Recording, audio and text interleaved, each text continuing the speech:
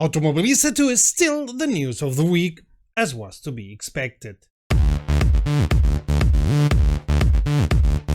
This video is dedicated to Finland, who celebrated their Independence Day from Russia, by the way, but Finland's history is more complex than that one detail. On Friday, we expect they celebrated accordingly. Greetings Romy, you're watching Rom, the channel sharing the joy of sim racing and a regular news roundup, our weekly sim racing news. Thanks to all those who come here often, especially those who subscribe, and even more our patrons. My name is Serta and I will be your host for this video. Whoa, things are getting heated around Automobilista 2.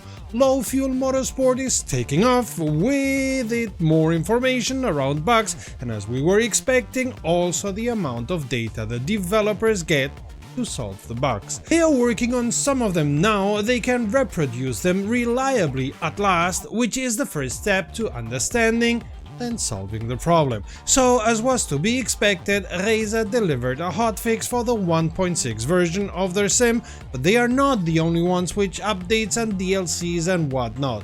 Oh, and wait till you see who we have in our next podcast, which will be online on Thursday. You'll never guess. But that's Thursday, today's the news. Le Mans Ultimate is about to release their newest DLC, the 2024 Pack 3, on the 10th, same day as Raceroom with their whole Super Touring pack. By the way, this pack will bring the 4 new LMGT3 cars as well as Interlagos into the sim. Added to that, you will now be able to host a server with SimGrid that you can configure to your liking and will have to pay by the hour. On a related note, there will also be a custom broadcast overlay, and boy do we hope it's better than the one offered by rFactor 2. On the other hand, it produces HTML output you can add directly to OBS without having to display it on the sim, which is where most of the issues lie in rFactor 2, as the FPS drops are very visible even with high-end GPUs. They've even added an overlay in the WEC style so your streams will look cool. No, really, no irony here. I like the WEC style, but you will run the danger of your stream being demonetized because somebody thinks you are showing their broadcasts. Has happened to us already with Assetto Corsa Competizione, rFactor 2 and Assetto Corsa content. We won every claim against it, but you have been warned.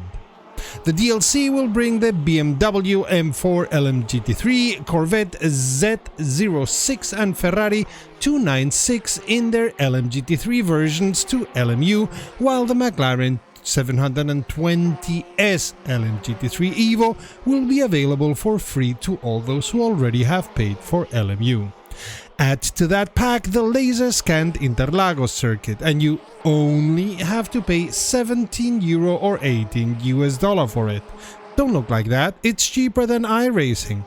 Another thing they are introducing, but that's less on LMU than on their race control GG system, are online championships. For that you need to pay €3.50 a month, or rather €42 per year, as they will cash in per year. Another thing they're adding is what they call Race Control Pro Plus, which opens up all DLCs for LMU and rFactor 2 for as long as you are subscribed. We suppose the next tier will be called Race Control Pro Plus Ultimate Premium Double Plus Good or some such. Race Control Pro Plus will cost you €78 per year. Not saying you won't get your money's worth, as the subscriptions and what they offer seem reasonable, but we get the impression MSG are always trying to find better ways to milk a stone. The Greece DLC for Euro Truck Simulator 2 arrived this week, which lets you drive from, say, Heraklion to Thessaloniki or Rhodos to Kavala. And if you'd do that, you would be able to get some digital plushes or paint jobs, because once again there is a community goal as well as personal goals for you to reach and get some gifts. As always, the designs of the plushes are delicious. Coinciding with the Greece DLC release, there's 3 new machines you can transport within the Heavy Cargo Pack DLC for ETS2. Should you, for whatever reason, still want to race one of the NASCAR racing games by Motorsport Games, you won't be able to pay for them or the DLCs after the last day of this year.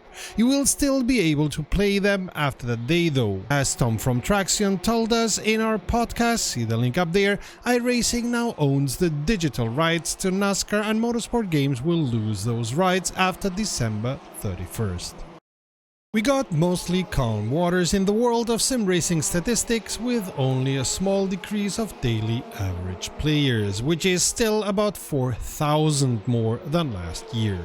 While the biggest numbers come from the usual suspects, BeamNG and Assetto Corsa, Automobilista 2 sees the best numbers ever, helped by the 1.6 hype and of course at last LFM supporting races on the sim.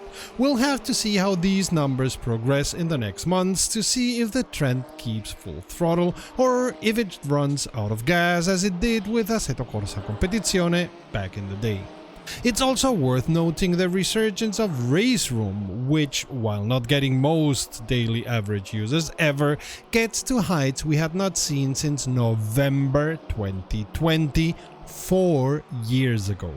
It will be interesting to see what the next pack due Tuesday, as well as the inclusion into the LFM roster due sometime next year, will do to these numbers. Of course, the free access weeks did their part, but they've had those free weeks a couple of times since November 2020 without that rise in numbers. All very interesting. Season seems raising to the top. New seems like Assetto Corsa Evo or The Last Garage around the corner, and others arriving kinda soon like Iron Bells project, which we don't know if it has changed names again, as we did not check the news today, oh boy. If you like what you see, how about supporting us? A like, a subscribe, or even becoming a patron? Patrons get access to exclusive content and are involved in our decisions. Help us grow with your support. As I said in the intro, Automobilista 2 has taken off in LFM, and with it the instances where people encountered bugs that until now had been difficult to pinpoint. While it may be frustrating for those participating in the LFM beta, which they clearly communicated upfront, for Reiza's developers it's a great opportunity to at last getting enough information to be able to eliminate that pesky bug or that other one. Therefore, the bug where remote vehicles were not rendered has now been hopefully corrected forever. Some UI data for different cars has also been corrected, and the time trial screens are working correctly now. If you race F-Retro, now you'll find Mosport with the event configuration specific to time and track.